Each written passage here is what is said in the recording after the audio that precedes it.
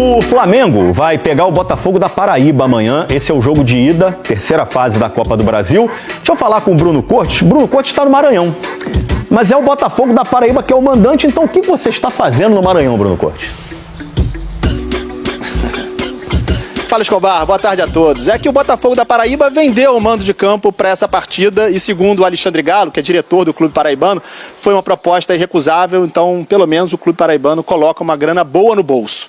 Certeza amanhã de casa cheia, mais de 30 mil ingressos foram vendidos e de que teremos aqui maioria absoluta de torcida do Flamengo, que é super numerosa aqui em São Luís e em todo o Nordeste, como a gente já sabe também.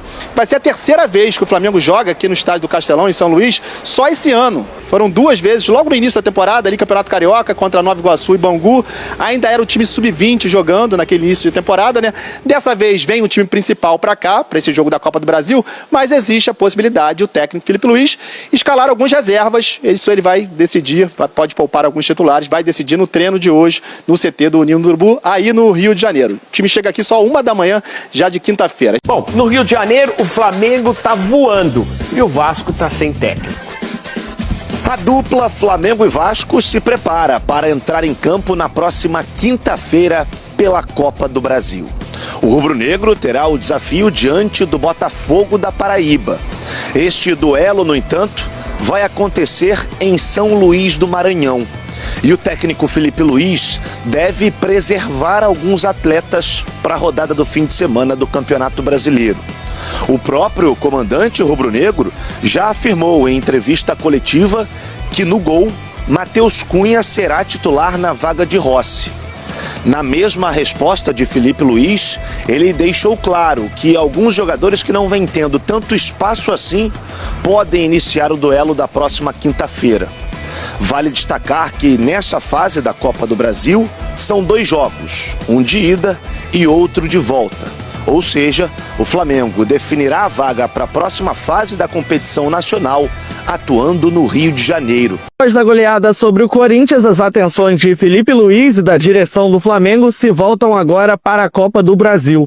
Na última segunda-feira, enquanto o elenco estava de folga, o treinador e o diretor José Boto se reuniram no CT Ninho do Urubu para avaliar o time que vai a campo contra o Botafogo da Paraíba. Por conta dos desgastes dos últimos jogos, com direito a uma viagem para Quito nessa sequência, o Flamengo deve entrar em campo com uma equipe quase inteira reserva.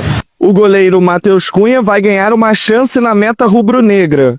Rossi vem de uma sequência de 15 jogos como titular e o departamento de futebol entende que o argentino precisa de um descanso. Outro que estava há muito tempo sem minutos com Felipe Luiz é Matheus Gonçalves. O meia ficou 1 mês no banco de reservas sob o comando do treinador, mas voltou a ganhar minutos no final de semana contra o Corinthians.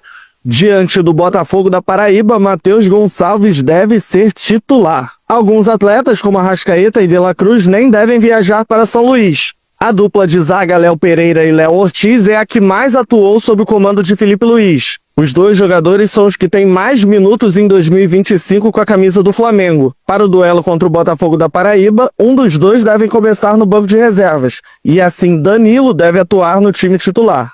A equipe treina nesta terça e na quarta. Após a atividade de quarta-feira, o Flamengo viaja até o Maranhão, onde encara o Botafogo no estádio Almeida. Se eu deixar, ele vai falar até o final do programa. É o seguinte, ele fala que o Flamengo é incomparável. E agora ele praticamente usou a mesma palavra pro Pedro. Que o Pedro é incomparável, que é muito distante do segundo colocado. Você vai concordar com... Eu vou ver isso. Você vai concordar com o Pascozito? São 2 coisas que eu queria falar. Os números, tá vendo? O homem não deixa, o homem é on fire. Zinho, presta atenção, Zinho, presta atenção. Eu vou usar 2 frases que eu aprendi com o Mário Sérgio Pontes de Paiva. Pois bem. Primeiro, os números demonstram o acontecimento. E segundo, os meus olhos veem o que está acontecendo. Meu Deus do céu, que é isso? Vai lá, fica até difícil depois disso, hein? Não, o time que ele joga ajuda muito. Ele é ótimo centroavante, ótimo jogador. Inclusive esteve na última Copa do Mundo. E foi convocado para a Seleção Brasileira, mas infelizmente a contusão, né, tem prejudicado uma sequência dele na Seleção Brasileira, até para a gente ver se o Pedro do Flamengo encaixa no jogo da seleção. Acho difícil, porque a seleção não está proporcionando para ninguém ainda um conjunto para que os valores individuais apareçam. Eu ainda sou do cara que primeiro privilegio o conjunto. Os valores, os grandes jogadores vão aparecer quando o time está bem montado. É muito difícil um baita de um jogador com um time desorganizado. Simples. Nessa lista que vocês colocaram, eu sinto falta de vários atacantes, que no início da temporada, de repente, a gente falaria que estava no topo. Caleri estava ali? Pois é. Vitor Roque estava ali? Não. Gabigol estava ali? Não. Bem lembrado. Falei só 3. Então, assim, o Flamengo, o Pedro é maravilhoso, ótimo jogador, também gosto muito. Mas o Flamengo, com o entorno que ele tem, né, oferece para ele que a qualidade dele, né, que é ótima, apareça. Agora, joga num time que está desorganizado, que a coisa não acontece, tudo. O Igor Jesus, o ano passado, foi para a seleção brasileira, porque tinha o Almada, tinha o Luiz Henrique, o Gregory estava voando, o Santos estava, o Marlon Gomes estava voando, o Vitinho. Aí o Botafogo caiu de produção, saíram 2 jogadores. O Igor Jesus não é o mesmo ainda. E ele é mau jogador? Não, é ótimo jogador. Inclusive foi para a seleção brasileira. Mas o conjunto não ajudou para que ele continuasse dando a sequência. Então, assim, eu acho que o Pedro, no momento, nessa volta dele, foi maravilhoso esse jogo que ele fez contra o Corinthians. Acho que ele vai continuar nessa sequência, porque o Flamengo vai proporcionar isso para ele também, porque o time é muito bom. E ele é um cara muito de equipe, de grupo. Ele não é o artilheiro do campeonato hoje, porque ele deu passe para o Arrascaeta fazer o gol. O Arrascaeta tem 5 gols, ele tem 4. E ele deu assistência pro De La Cruz no jogo e para outros. Deu passe para os outros fazerem gol.